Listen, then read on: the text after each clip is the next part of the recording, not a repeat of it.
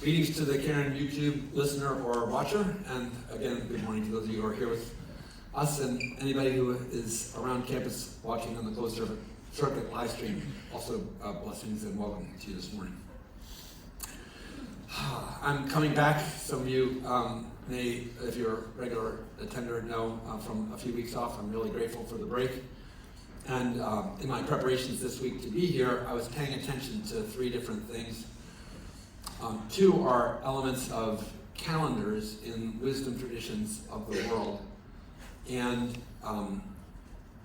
the largest representation of faith belonging in the Caron patient community is people of various Christian sort of flavors and people of various degrees of Jewish observance. That's our largest majority. We do have Muslims and pagan, Wiccan, Native American, various other sort of traditions that are represented at times, but our two largest populations are Jewish and Christian of some description. And it happens that today is the very first Sunday of Advent in the Christian calendar. You may or may not know that because Christmas decorations were out at Target 8 weeks ago. But it turns out that Advent is a 4-week countdown to the celebration of Nativity, the birth of Jesus. And in antiquity, Advent, like people didn't decorate yet, and decorations would slowly accumulate over the next several weeks. And if you ever watched like the Tiny Tim going to get the Christmas tree on Christmas Eve, like that, there was a culmination at the end of that.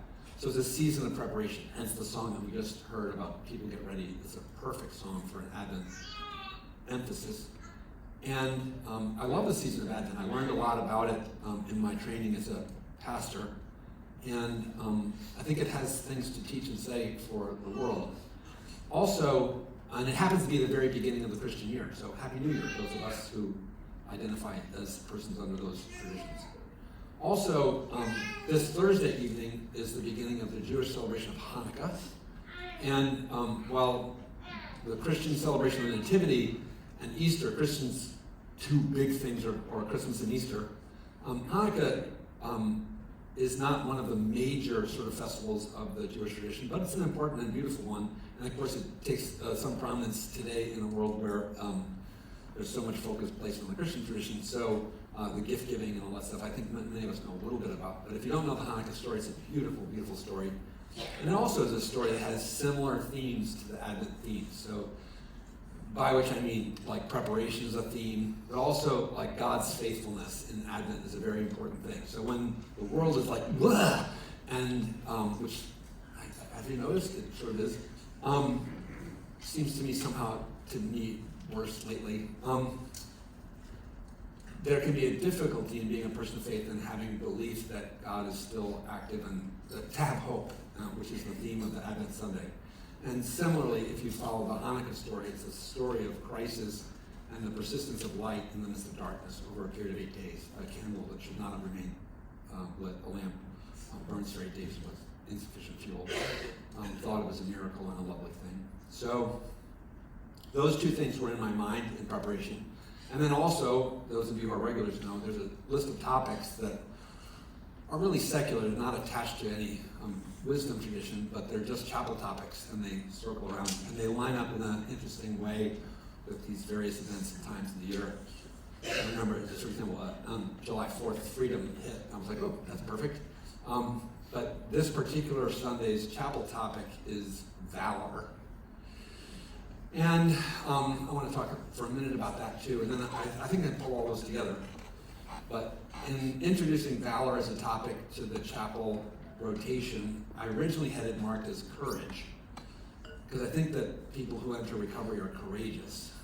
But what I wanted to do was distinguish, and I've come to really feel like this is a necessary piece on this topic, is to distinguish foolhardy recklessness from the authentic like chutzpah of a person who enters recovery. I think there's something amazing about dropping the drugs and stopping the other addictive behaviors and taking the risk to forge ahead in this new path. And it doesn't always look fancy and wonderful. And whereas the person in their addiction may have felt like they wanted to be recognized because I could drink more than anybody else, or I could accomplish this or that.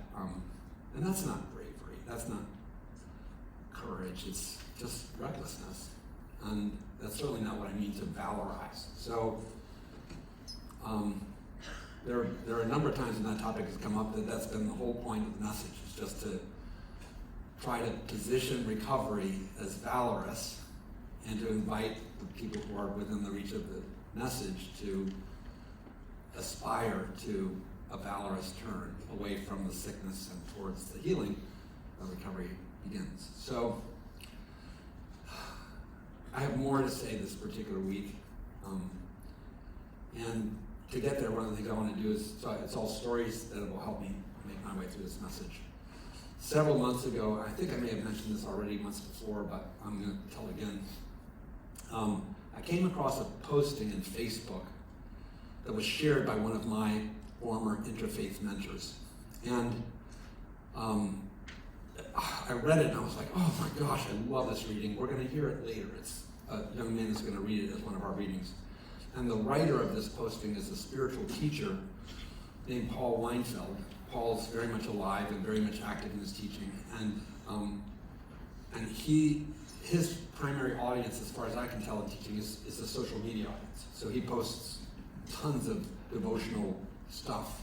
You could sign up for Paul's, I'm not trying to do a Paul commercial, but anyway, that's what I did. I went and I looked him up. I realized he was a spiritual teacher who uses Facebook and Instagram and all that sort of stuff to spread messages. And he coaches and he does various other things like that. And this particular message was so interesting to me because it was on a subject that I teach about here. In fact, tomorrow morning, those of you who are patients, if you come to the 9:15, you'll hear me deliver a lecture on recovery as an epic journey.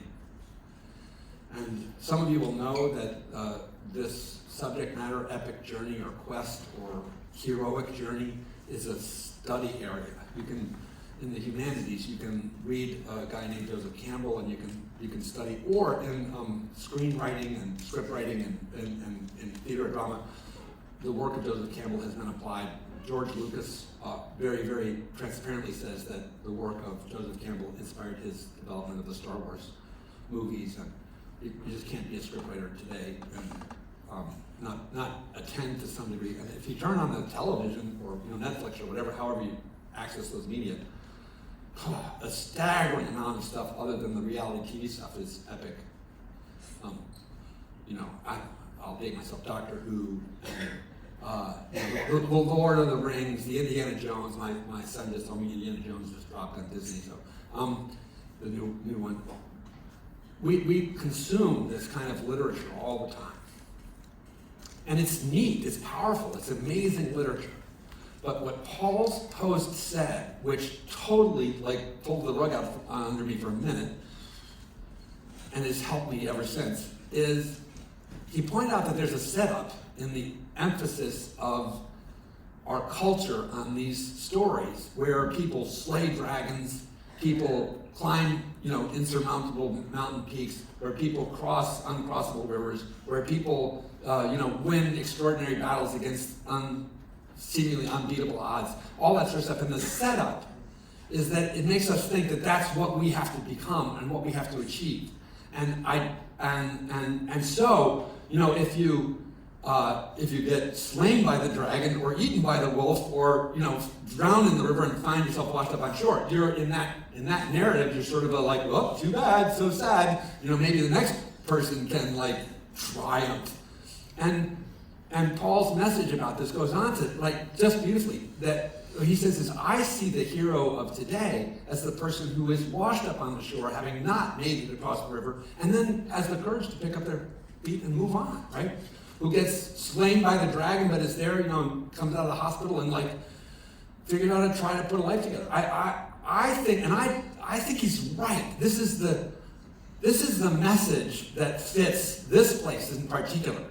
And it's not Aragorn in the Lord of the Rings, whoa! And, so I warned you stories. A couple of weeks ago, I'm blessed to have two boys in my life.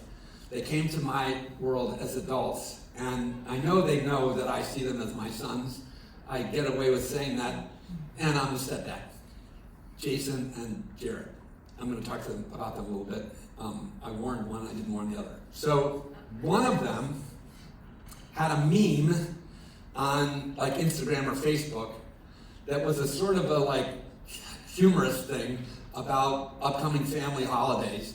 And the meme took advantage of a scene from a Mel Gibson movie called The Patriot, which you may or may not know. I don't actually think I've ever sat through the movie, but I know of the movie. And in this particular meme, it's a very short clip, Mel Gibson takes a flag and runs with it in the face of like, I think it's a Revolutionary War battle. When the Revolutionary Army is about to retreat, and he says, "There will be no retreat," and he pushes, and it's so dramatic. You know, he's like, "Ta-dum, ta-dum, ta-dum, ta-dum," and the music is awesome and all that stuff.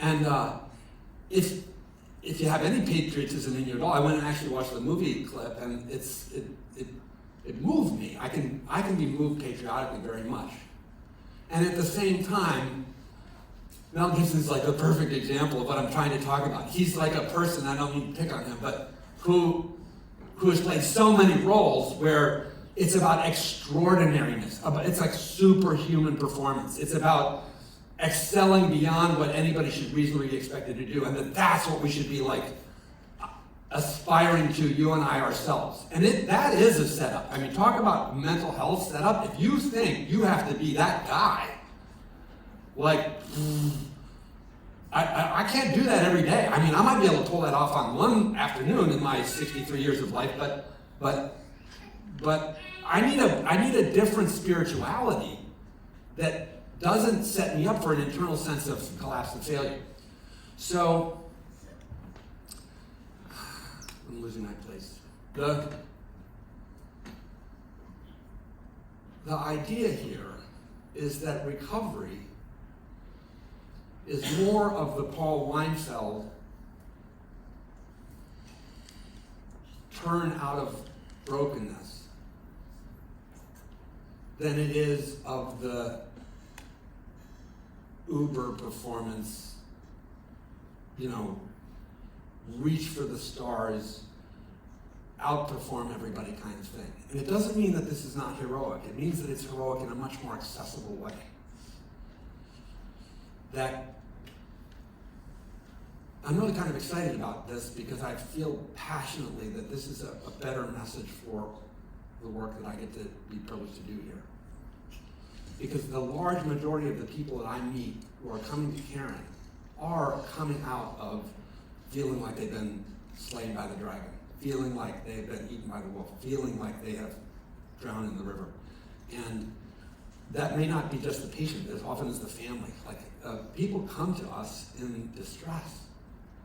And to be given hope that does not require a superhuman level of accomplishment is my job. Like, that's to offer you that. And it's here. It is absolutely here. And reframing something that is in reach as heroic is an awesome way to begin that conversation. Like, to bring in alignment what I believe is within your capacity with what is so beautiful and awesome and amazing and we should be inspired by, means that there isn't a trap inside of like collapse and insufficiency. So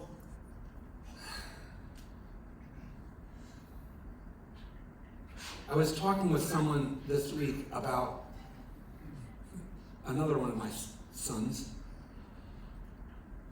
His name is Jared, and I want to tell you a little bit about him because he kind of straddles this fence in a funny way because he's a little bit, I mean, I'm so astonished by him. And I think I'm going to frame, as I introduce you to him, you'll hear me like putting him almost out of ordinary person's reach. But then, don't wait until I finish the story about him. So I just saw Jared, and we'll see him again in a couple weeks. He's finishing up 4 years of service in the Coast Guard. And he went into the Coast Guard to kind of find his way. It's really helped and happened for him. It doesn't mean he was like terribly lost. He's one of these like young men that avoided the pitfalls of my early life. I was early addicted. I had DUI arrests. I had all sorts of like bad things. The Coast Guard would have never wanted me. But when Jared decided he wanted to pursue, inspired by one of his buddies, to go in the Coast Guard, he's the perfect guy for it. You know, doesn't take drugs, very physically fit, and a lot of personal integrity, and happened to be a college graduate. So awesome. Jared's finishing up his 4-year contract with the Coast Guard, and what he's done in the Coast Guard, like if I want to go to the brag side of it, is really cool. He's become a member of a team that's called a Maritime Safety and Security Team, which means he's trained for protection. So it's a protection detail more than like search and rescue, or more than like drug interdiction. Although he did have a couple of chances to go on some drug interdiction runs, and we were terrified that that would end up in some disaster.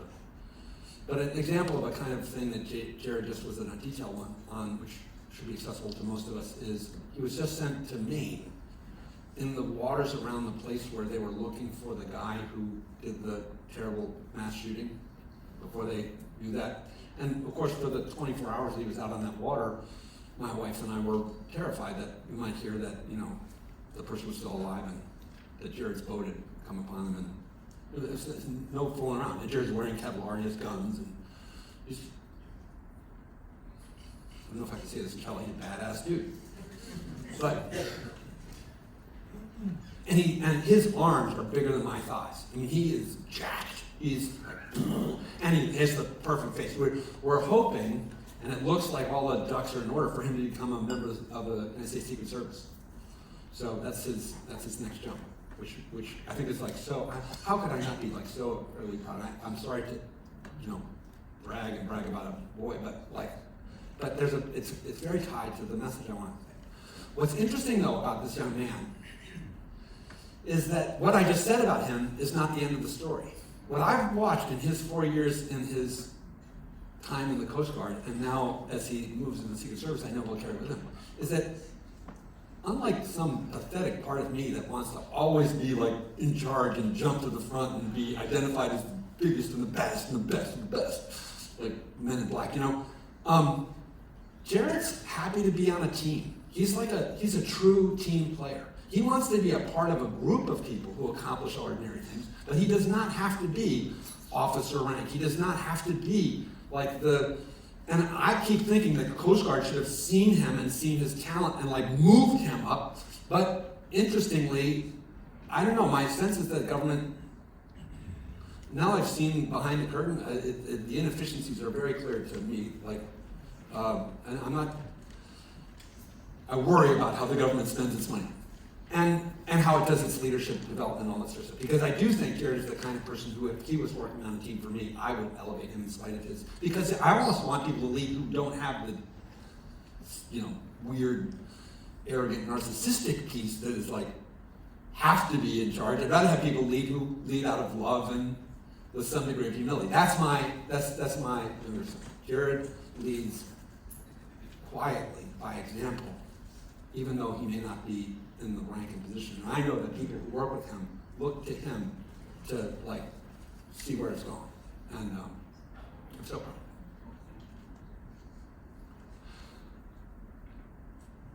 So, and I can get just as sappy about you. I think that what happens here is beautiful in just that way. In Alcoholics Anonymous, one of the things that they told me to aspire to, sounds funny, is to be another bozo on the bus. To set aside that idea that I had to hit, benchmarks and rise out of the ashes into some extraordinary new creation of the wow sizzle jack. That's a drunk of another sort. In Narcotics Anonymous, I was taught that I should seek to be a useful and productive member of society. I'm like, not more than that? No, not more than that. There's a program called Recovery Dharma. We teach about it here. It's a Buddhist approach of principles to help people launch and sustain recovery. And if you study Buddhism is a beautiful tradition in this corner. because it is about equanimity, compassion, forgiveness, right-sizedness. And if you are instead inclined to seek to empower your recovery with a thing called smart recovery, which is really interesting and in some ways quite different, but in smart recovery, one of the 4 pillars is called life balance. And that's part of what I'm talking about, is what if I could be proud about being balanced instead of being like, woo, way out at the edge of the bell curve? What if I could aspire to equanimity? What if I could take a sense of deep meaning and fulfillment, and others could see me as like, wow, if I could get back to being just a productive member of society, right? Because unfortunately, a lot of the folks who are wearing the wristband are kind of burning that one down. But it's not an inglorious goal. That's what pisses me off. About the messaging that we have out here today, is that we live in a society that is telling us through these social media messages and through the advertisements and through the Target, putting Christmas stuff out, and do you have all the right things? And I mean, it goes back to, I remember being a kid and Cabbage Patch Kids, and all that stuff everybody has to have everything to be the best and the brightest and the first and the most, it's comparison is the sickness of our time. And just getting sober is amazing. Just being a decent son is amazing. Just being a non-drunk member of your family, whatever that role is, as a husband or a dad or a grandfather or an adult child of an aging parent, we should all applaud one another for getting through a freaking day. Life is heroic. And unfortunately, many of us are lured into bailing and running away, or we have so much suffering that we cannot meet that standard, and so we crumble because a little bit of, I just finished watching Painkiller, a little bit of oxycodone, cuts the edge, or, I go to the doctor and I've got this terrible anxiety and I need the benzodiazepines, and you've got to give them to me, and the next thing you know, I'm addicted to these drugs that completely scramble your brain. When 200 years ago, those drugs weren't there, and people helped each other fare through the difficulties of life with love and community and faith. In the midst of this, we have Advent and Hanukkah and other traditions around the world that have emerged as major coping systems for human systems in times of crisis. And almost to a one, they offer this belief that in the reliance upon the wisdom tradition, the constancy that the world does not deliver is accessible. This is a God who is faithful and comes into the world in the story of Christ. This is a God who is faithful and keeps the candle lit in the Hanukkah Maccabean revolt, aftermath. This is a God who teaches Siddhartha Gautama that the sufferings of the world are not the only thing to pay attention to, and that there is other things to pay attention to, an awakening that's possible that changes how we experience this difficulty. Faith is a difference maker here. And I think one of the things that does, I saw that this week, is that in relying on God or faith or this higher power notion, instead of on myself, I have a way of dodging the personal self-grandiosity thing. I don't know if you can tell, this is a really important message for me, by the way. I'm doing Jack therapy. Thank you. Because I have been baited by this. I have been baited by this my whole life. And my suspicion is that many of you too also have been. So I think this is I'm so grateful to be gifted not only the 3 weeks away from Chapel, but then to come back and see this alignment that happened. I had a young man I had an opportunity to talk with this week who I was moved to tell the story of Jared to, because I see this all the time here. I think that we have people who come in this, it's both. They've tried to meet a standard they can't, and in the crumbling, they've reached to the drugs and the alcohol or the sex or the gambling or the shopping or whatever it is, and then it only makes that worse. You cannot solve this with striving. Humility, love, and acceptance are better medicine for insufficiency, and faith are better medicine for insufficiency than more. Oh, may God help us to find the truth in that and live in the one table. And I wanted to say, I am so proud of you. I am so proud of you for being here and who you are and what you do. This is courageous, it's valorous, it's awesome, even if it doesn't feel that way. Could we finish by giving yourselves some applause? Yeah.